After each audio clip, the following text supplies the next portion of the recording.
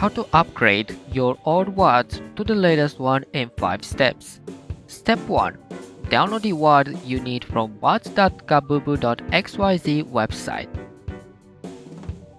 You need to keep in mind that most of folders will come in a single WAD file or in an archive where you need to check the README file to understand how it works. Step 2. Insert your SD card onto your PC via the SD card reader, then move the WAD files onto your WADs folder.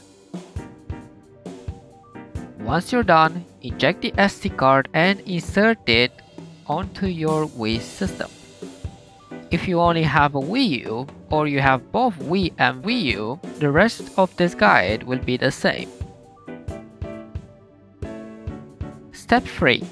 Once you've inserted the SD card, you need to uninstall the older WADs. To do so, go to Wii Options, Data Management, then Channels. If you are on Wii, then go to Wii Options, then Channels. After that, select the older WADs you need to uninstall, then Confirm.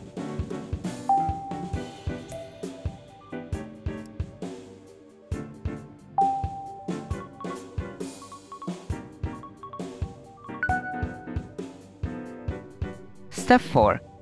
Once you've uninstalled the older WADs, go back to the Wii menu, then load the Homebrew channel.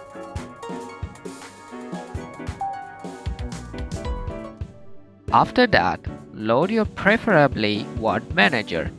I will recommend in this case using Yomi or yet another WAD manager ModMe edition for installing WADs. Step 5. Select your device, then install the new WADs.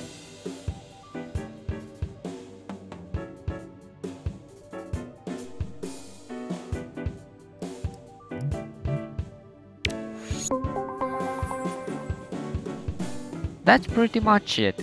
If you like this tutorial, don't forget to like, share and subscribe for more videos like this.